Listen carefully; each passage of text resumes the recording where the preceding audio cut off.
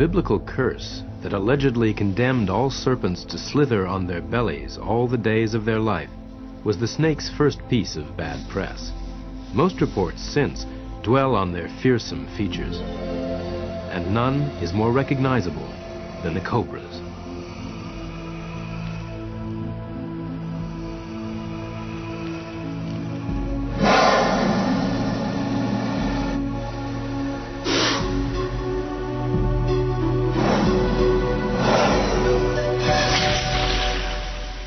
In the old world, travelers to these tropical and subtropical climes can meet all 25 species of cobra.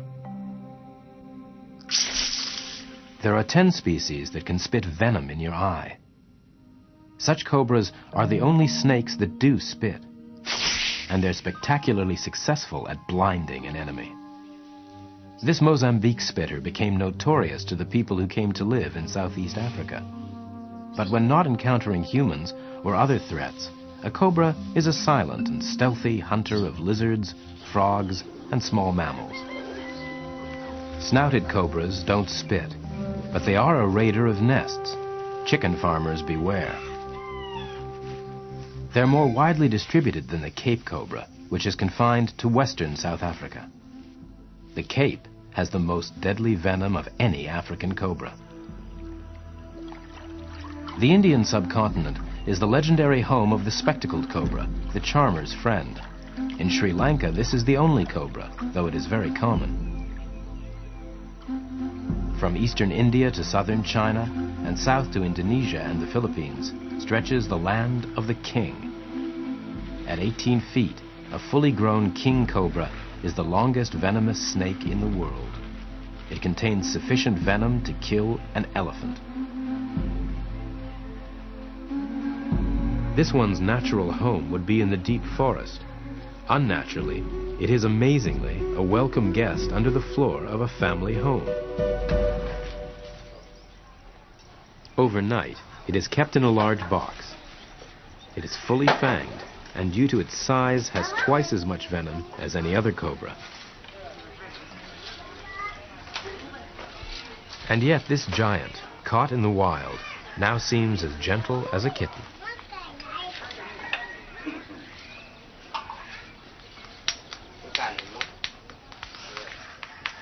These children trust their father completely. If he says it's all right to touch, then they join in vigorously, and the king cobra patiently submits to their examination.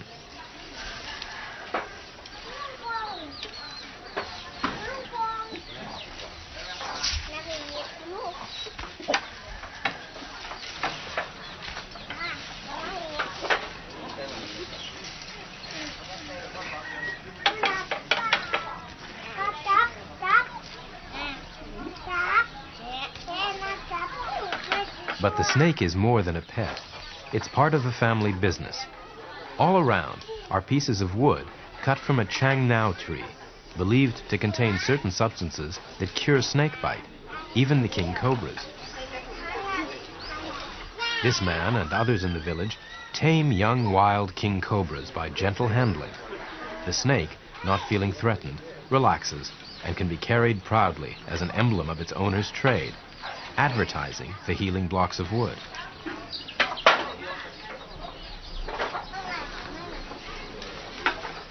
The snake may be employed like this for its 20-year life.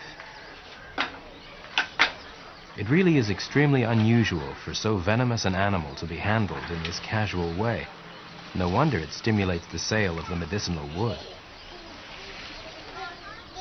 The blocks are boiled and the infusion drunk, or else the wood is shredded and laid on a wound or an aching muscle. The king cobra adds the necessary mystique to the sales pitch.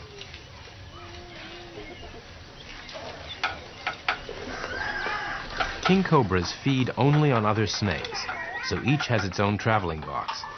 About a third of the bites are fatal, 3 times more than other cobras, even though its venom is considered less toxic. There's a dangerous liaison here, one born out of economic necessity.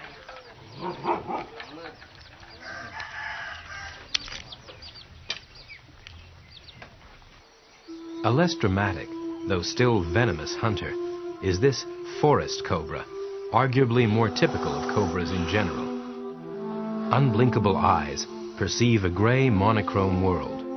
Movement is instantly detected, though the image of its prey is not sharply defined, but other senses are at work. A cobra's tongue is its direction finder, tasting the world and identifying potential threats or prey to the left or to the right. Chemicals from the air and from the ground rapidly dissolve in fluids on the tips of their forked tongue. In the mouth, the fluid samples are drawn to special organs of smell, and the snake orientates towards detected prey or away from danger. Likewise, the snaking movement of the body defines the animal. The wave shape stands still. The snake slips past, its belly scales gripping at key points on the ground. Those key points on a tree are the branches. The snake moves, but the bends in its body hardly change shape as it flows upwards.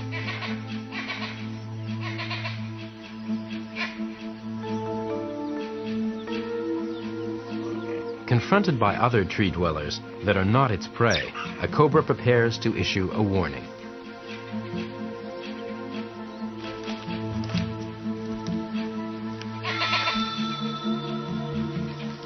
The vervet monkeys will see and hear a remarkable display.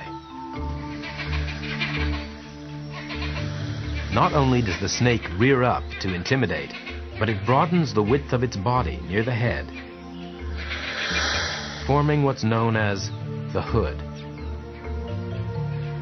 The monkey is being warned off. Eyes and weapons are to the front. Height is impressive. This is not an animal to meddle with.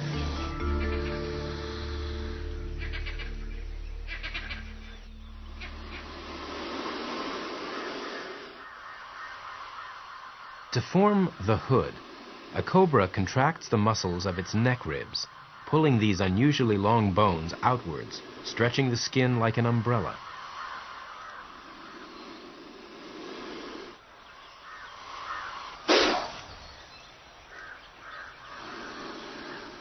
Other cobras have a further unique deterrent: an ability to squeeze their venom glands and shoot the liquid through an aperture in the front of each fang.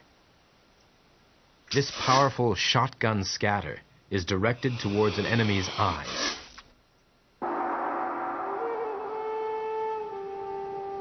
The cobra's defenses are well known to the people of Sri Lanka. Some 2,000 people are bitten by them every year, and over 200 die. Yet the 20 million strong population have long had a special relationship with the cobra. When Buddhism first came to the island, more than 2,000 years ago, its beliefs in the sacredness of animals fitted in well with an ancient religion of cobra worship already here.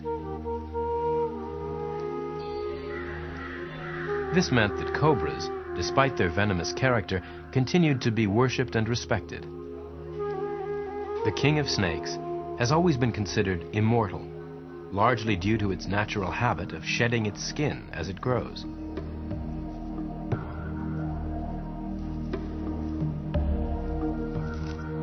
The ability to be reborn is a characteristic normally associated only with gods. But for cobras, such apparent rebirth is routine. A dead outer layer of skin is sloughed off every 4 to 5 weeks, leaving a ghostly remnant patterned with the scales that formed it.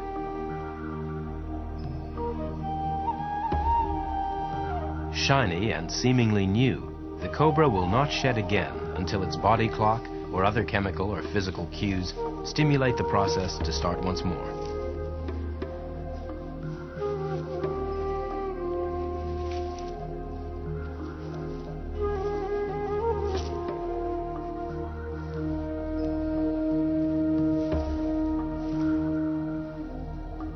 To the eyes of ancient people, the snake's transformation must have seemed miraculous. Add that to the story of the Buddha's first visit to Sri Lanka, and a legendary tale was born.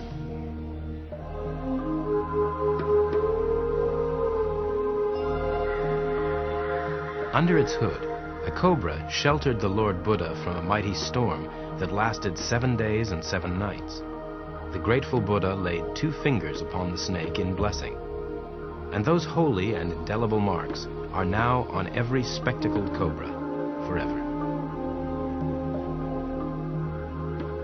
Today, the spectacled cobra is respected as a protector of the faithful and a deliverer from evil. As the only cobra in Sri Lanka, it leads a charmed life indeed.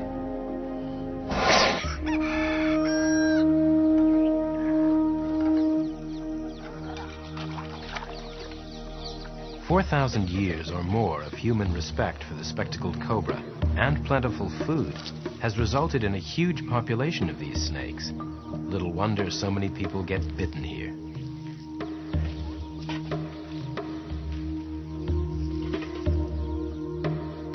In other countries, a cobra in the home might be killed on sight, but these people, as Buddhists, believe in reincarnation.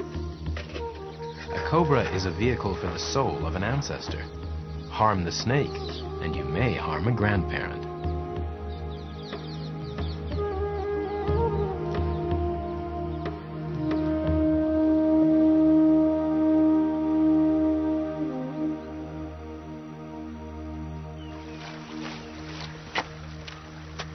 Sri Lankans work and live side by side with dangerous snakes, but spectacled cobras, fortunately, give good warning of their presence.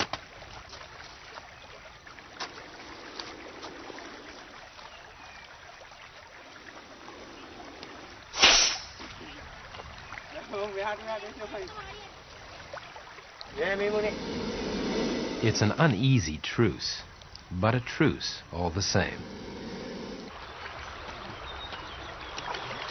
These men are digging sand from the riverbed.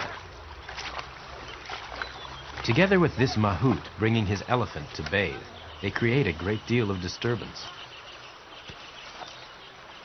Everyone knows there are cobras here, but the snakes are easily seen and heard as they react to the commotion.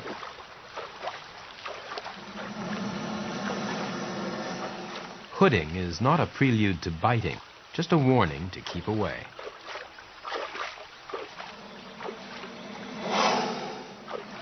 Elephants and cobras seem to share an ancient respect.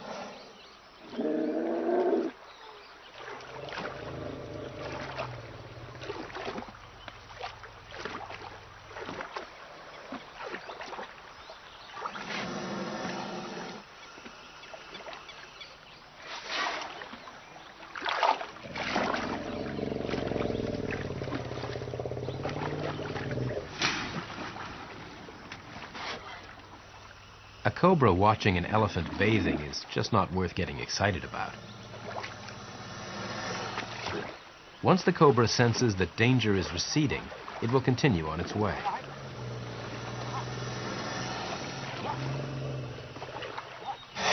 But for some people, the hooding of the cobra is a performance to be exploited as a way to earn a living. The breadwinner in this family risks his life working with cobras in his care. He's a traditional snake charmer. When handling the cobra, the charmer's aim is to avoid getting bitten.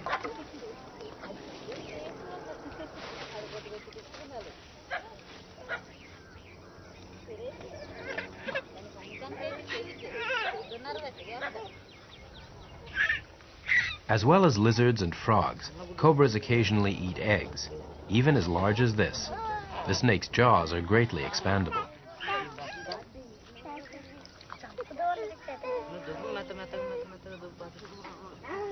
The family is not overly concerned that the charmer is running a risk while encouraging his cobra to eat and drink. In most cases, the fangs and venom glands are present and active. But if the snakes are defanged, replacements grow quickly, and the handler is again vulnerable.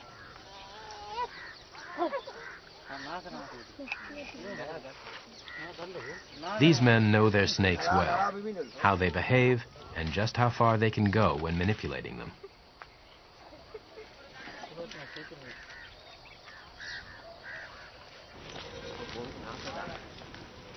The traditional performance is still a crowd puller, though the crowd usually arrives on a bus with only a little time to watch and to take the routine photograph.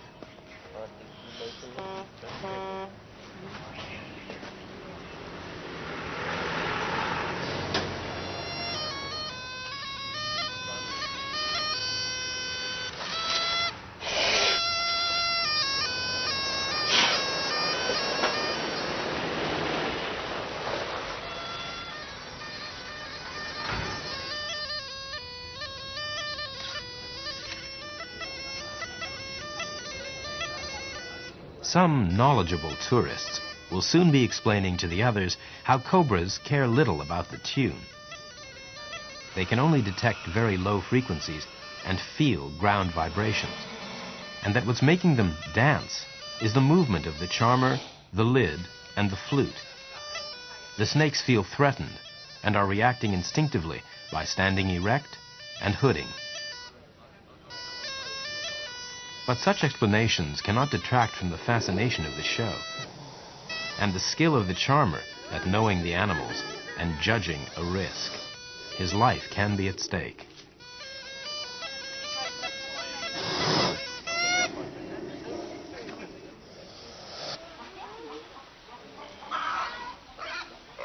In any Sri Lankan village, a spectacled cobra or two are never far away, though in the heat of the day they tend to be secretive and hidden unless disturbed.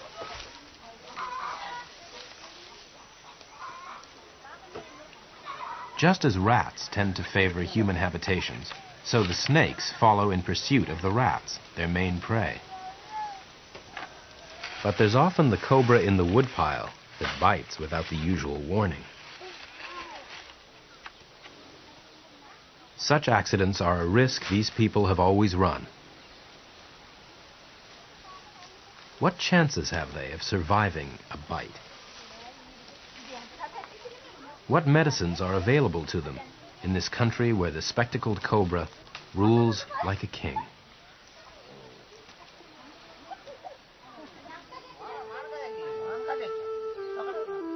As the villagers settle in for the night, the spectacled cobras start to go about their business, hunting rats. On the floor within, a little girl lies sleeping with her mother. She turns and rolls onto a cobra.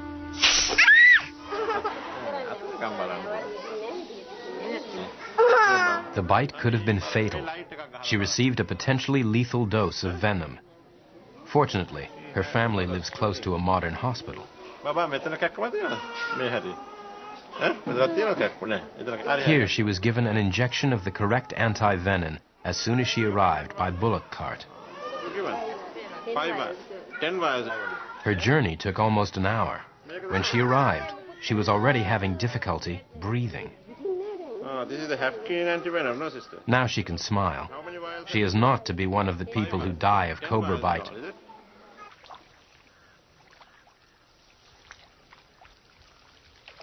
Most at risk are workers in the paddy fields.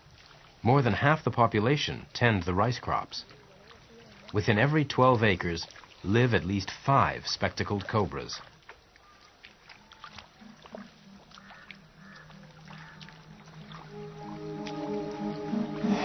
These women are not its prey. A cobra is more interested in rats, but sometimes its warning is not visible. Then, accidents happen.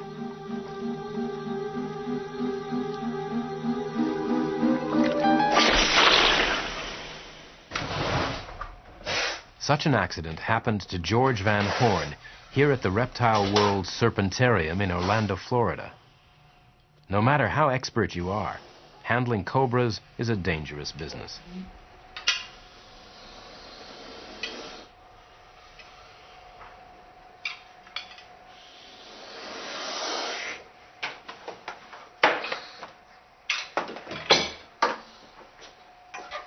George milks venom from 70 snakes every day. He supplies medical research laboratories. In all, he holds 700 snakes, including 12 of these, the king cobra, the snake that normally eats only other snakes. But George has trained his kings to take rats instead. Most of these snakes have been raised up here. The most dangerous consequence of that is the fact that they're accustomed to being fed. When we open the cage, their feeding responses can be, very fast, and it's something you always have to be on the alert for.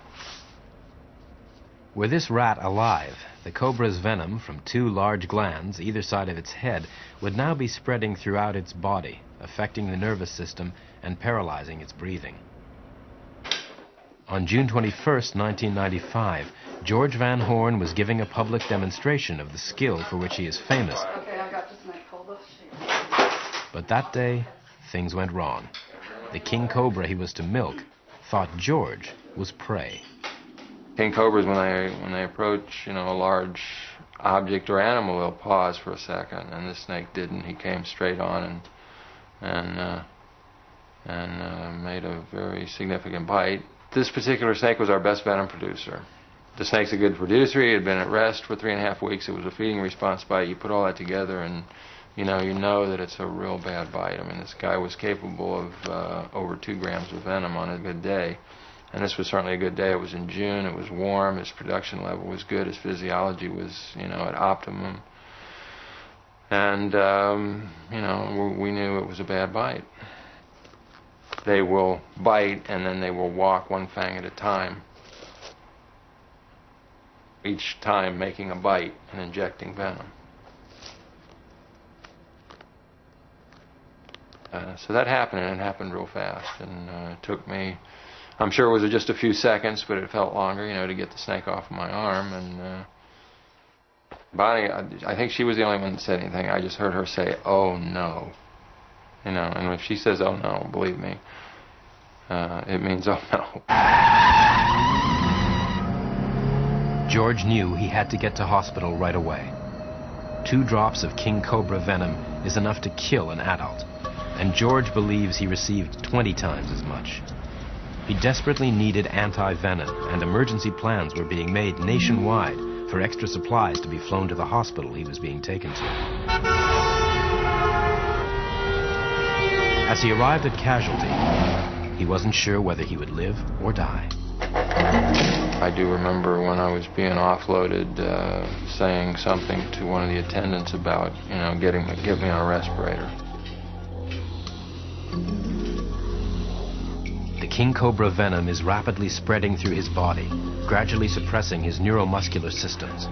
On reaching the nerves controlling breathing, he will be in danger of dying through suffocation. Fortunately, a respirator is available to take over breathing from his now paralyzed lungs.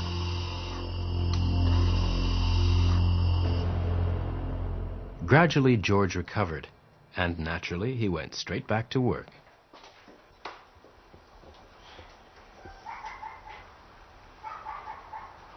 We still have the snake. I mean, he's still, our best king cobra. Good animal. In many other countries, such good animals are kept for their venom, which is used to prepare the anti-venoms that will save the lives of people like George. These are spitting cobras, and they need very careful handling.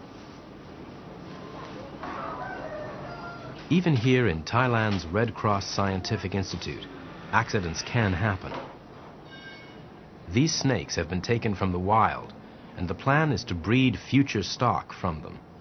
Anti-venoms are urgently needed, but wild populations of snakes do need protection from exploitation.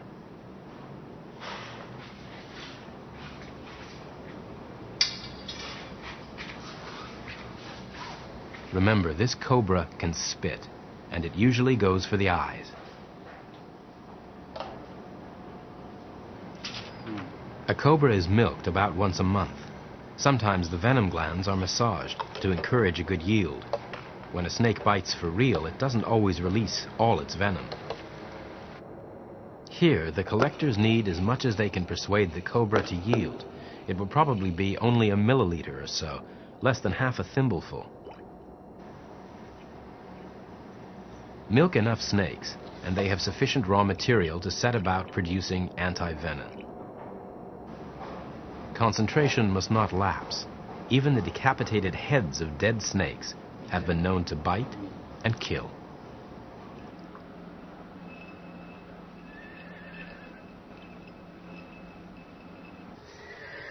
This institute keeps its own horses, in whose blood antibodies to the cobra venom will be produced.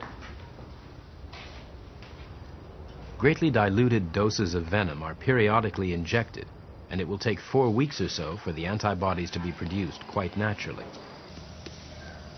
Once a month, the horses each attend a series of 4 donor sessions, where blood is drawn from them in large volumes. While the horses have the equivalent of a human donor's snack, the blood is taken to the laboratory to be separated. This process is kept sterile.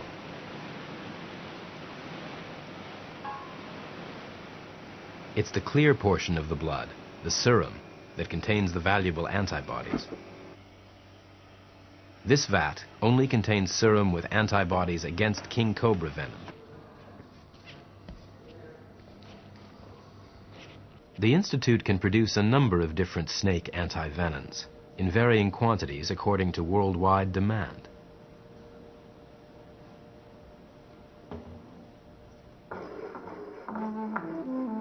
Snakebite is one of the oldest ills of humanity.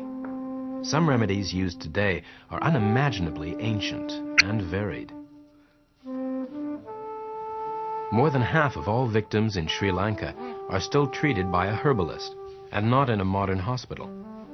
Here the methods of Ayurveda are used, a mixture of herbal medicine, astrology, and demonology.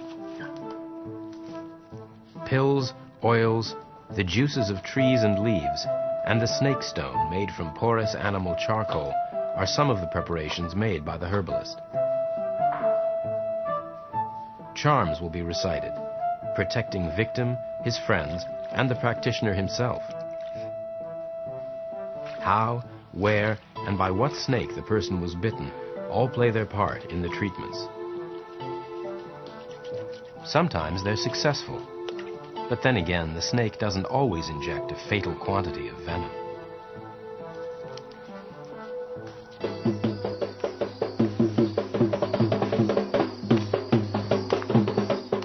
As well as traditional medicines, there are the snakebite charmers with their devil dance, designed to exorcise the evil spirit in the snakebite.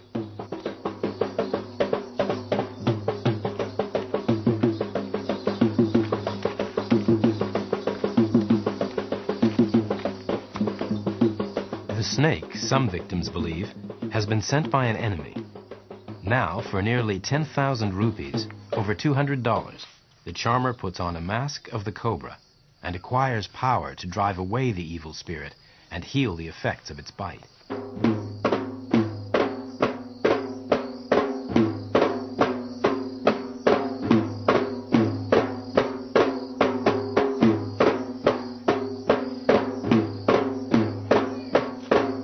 The imagery and the ritual look powerful, but this is a dying art.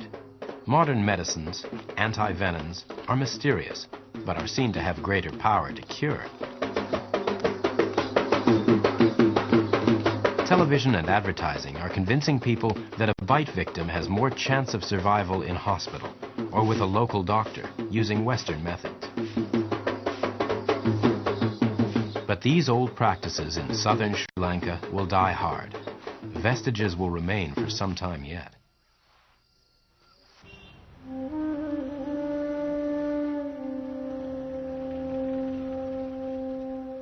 This householder hopes that the cobra mask will catch the evil eye of a passing enemy and ward off the malicious intent of any snake in the grass.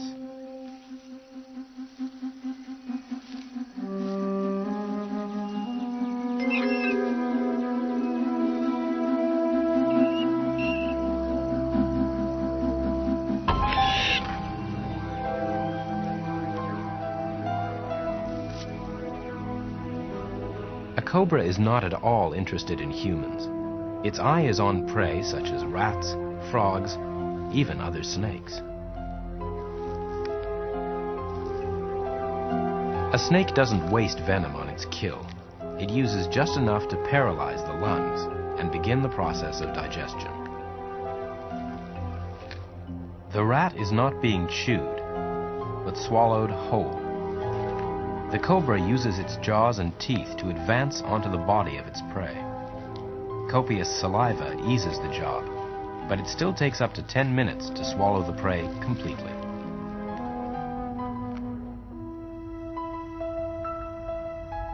The fangs inject the venom.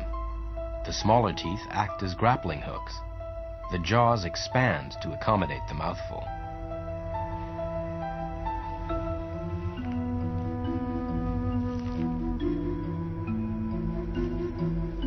The cobra digests everything, bones and all.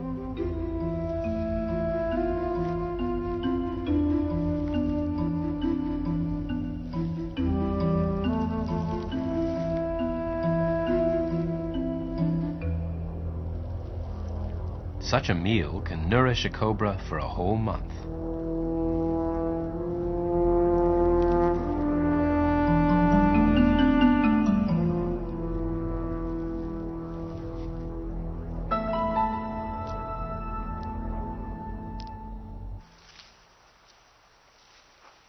Obtaining a meal is not always that easy. Sometimes a cobra has to face considerable obstacles.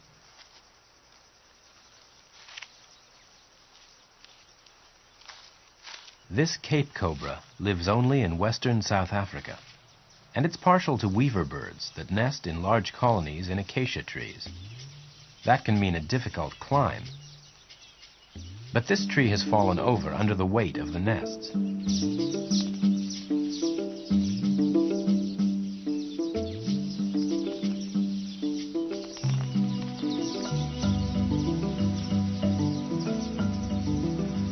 Most colonies have a Cape cobra living nearby.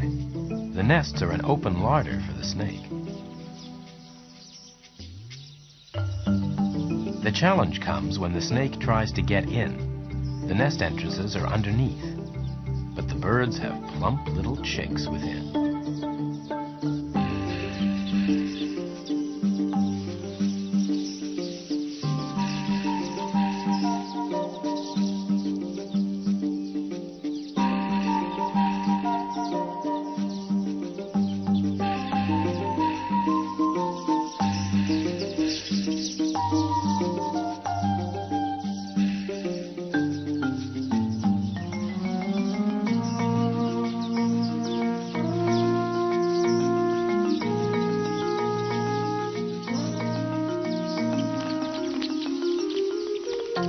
This is the difficult bit.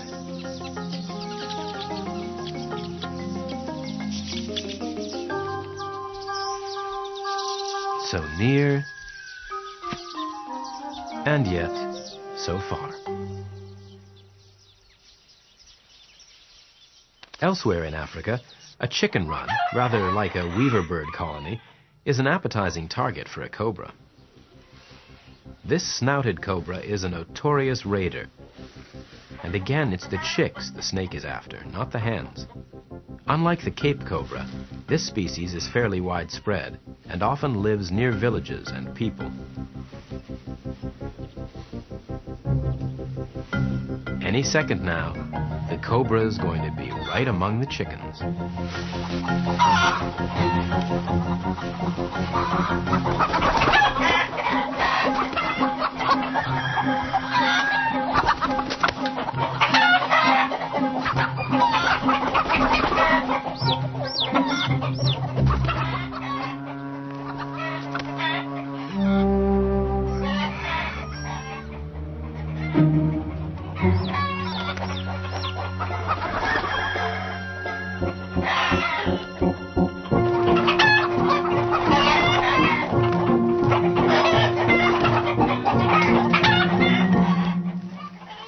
The cobra can't take any more from the roosters.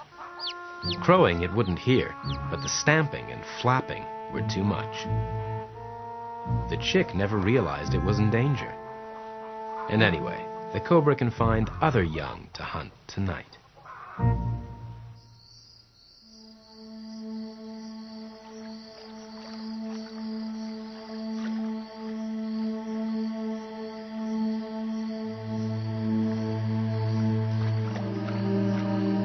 This marsh mongoose is also a night hunter. It has babies to feed in a nearby nest.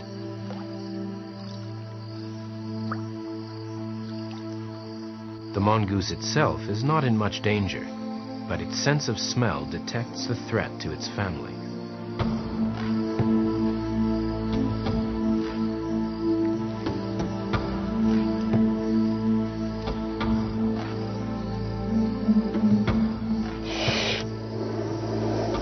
The cobra's defenses go up. It can't spit, only strike. And that's not much use against a mongoose, whose coarse, wiry fur is difficult for the snake's fangs to penetrate. The mongoose is defending its territory and its young, not looking for a snack of snake.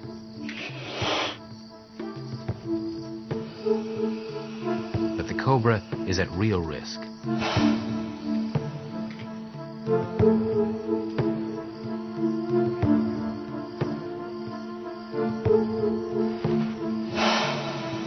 Its adversary is tireless at such combat. The snake has less stamina.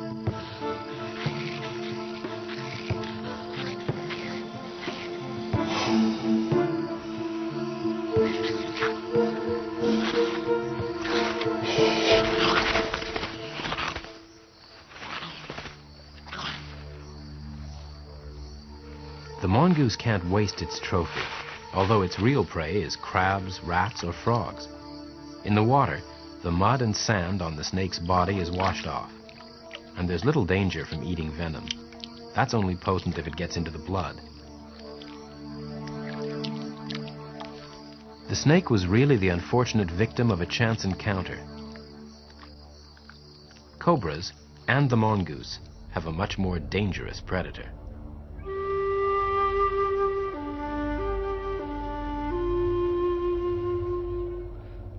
The sale of snake skins was very profitable for people and disastrous for snakes until the international trade was controlled in all but a few countries.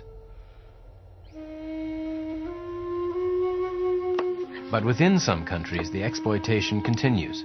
Cobra is still on the menu.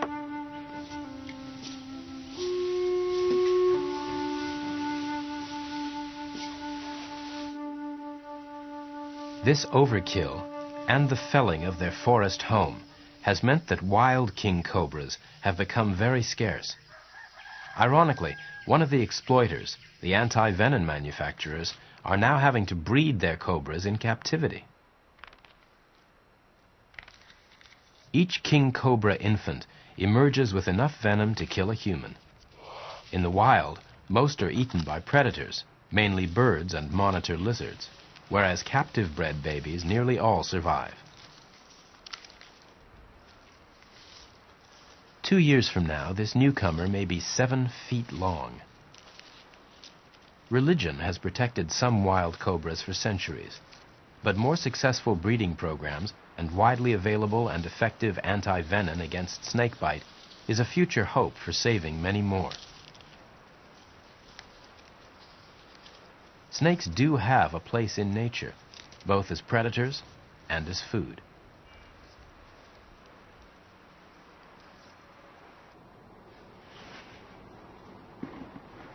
But, as captive snakes, their role is to produce venom. This is a cobra production line. This scientific institute in Bangkok should need no wild snakes in the future. In 2 years, these tiny king cobras will have outgrown this nursery. But not until then will they be milked of their venom for the first time. Before the nursery was set up, 400 cobras a year were taken from the wild for this work.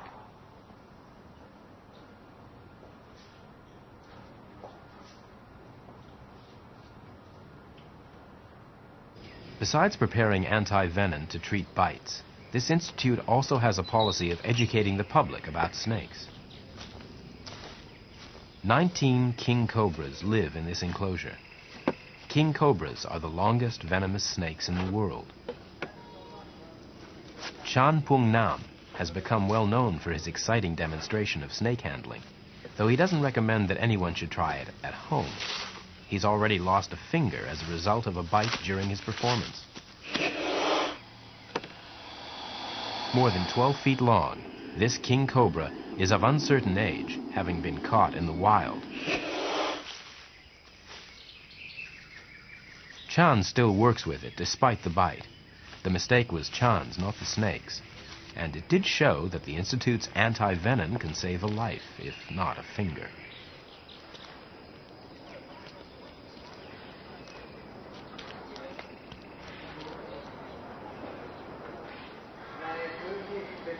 This king holds an audience twice a day.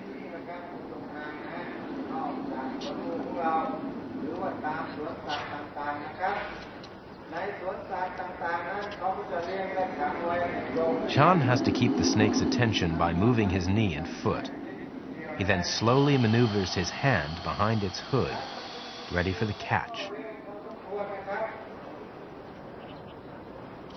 It was at this moment, 9 years ago, that Chan was bitten.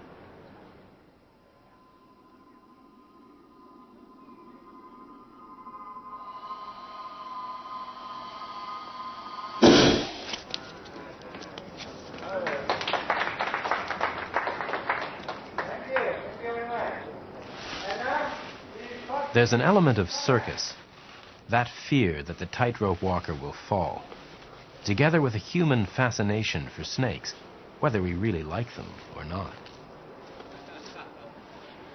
But it's all in a very good cause, money for the Institute, and a public relations exercise on behalf of snakes in general.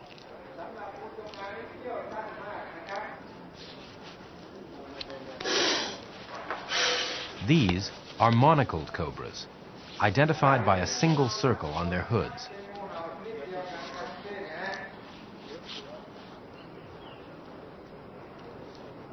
Chan also demonstrates a southern Thai spitter. He's familiar with the snake, but it will only spit if threatened. And it does so right towards his unprotected eyes.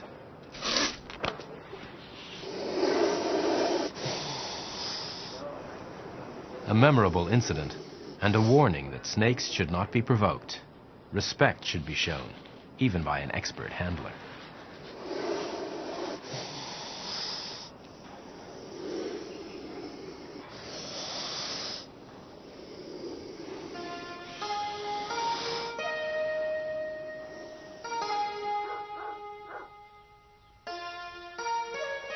Respect for their snakes is one secret of the villagers who use their king cobras to help sell their curative blocks of special wood.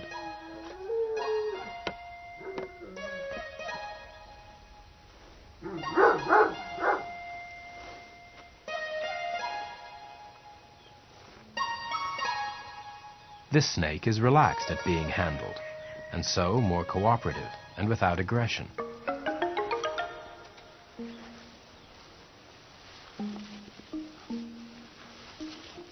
It's fully fanged and potently venomous, but as docile as the family dog.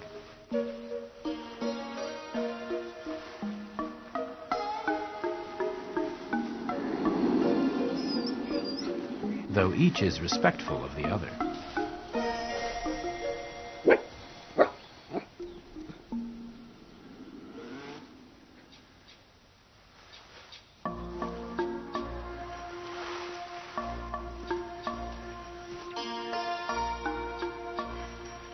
However, the king doesn't hesitate to advance, rather than slink away. These people have formed a remarkable alliance with this most dangerous snake.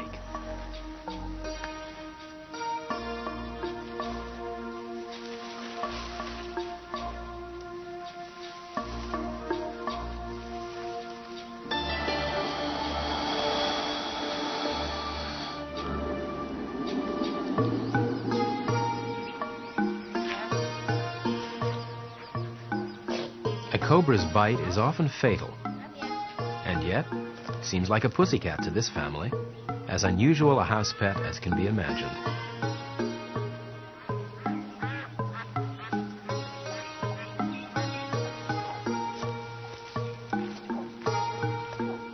It has earned its place among them, and they feed and respect it as one of them.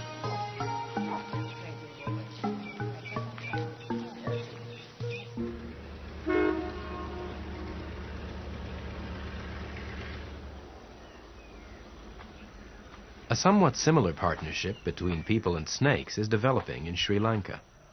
The spectacled cobras that hide in the paddy fields in such great numbers here have enjoyed respect through the philosophy of Buddhism. But now they're beginning to be seen as also having an economic value. Rice is a major export, and a damaged crop means less food and less money. Rats are the pest, and spectacled cobras devour them in large numbers. As rodent operatives, the cobras could help control the rats that devastate a quarter of the country's rice crop.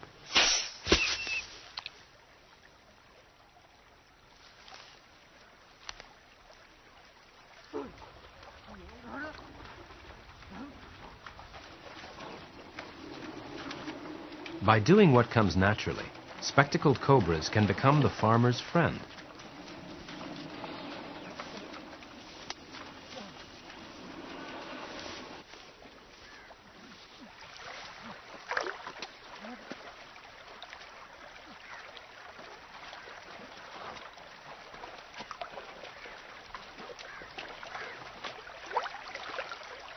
Of course, the cobras can still bite, and not everyone has the Buddhist tolerance of such dangerous partners. So some cobras are unnecessarily slaughtered.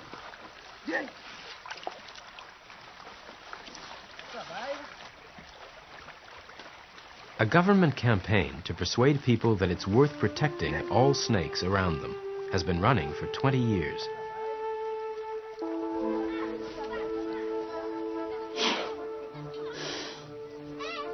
Every child knows that cobras kill tens of thousands of rats every year. Rats that transmit disease and take the food out of their mouths by devastating the rice crop. Cobras should be seen as kings.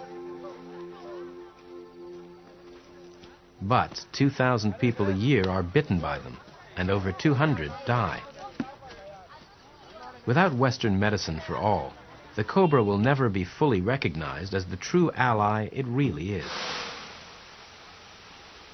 At a mill, rice is cleaned and polished before being returned to the village.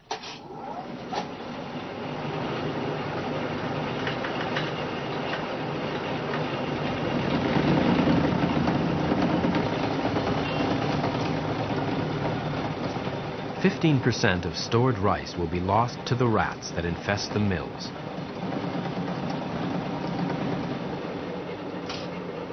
Rat control is desperately needed, and natural control does exist.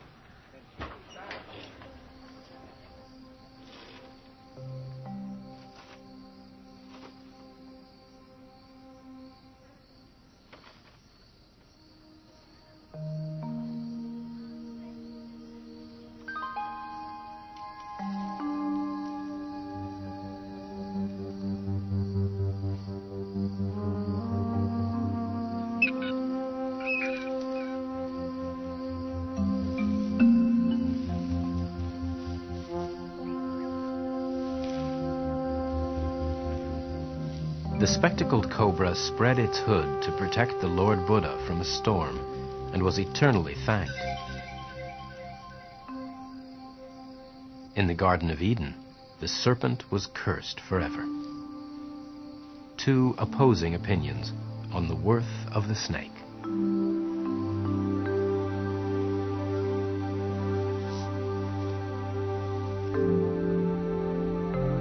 Our response to these reptiles is based on fear, but the cobra's hood is only a warning. With greater understanding, perhaps cobras will be seen as the kings they are.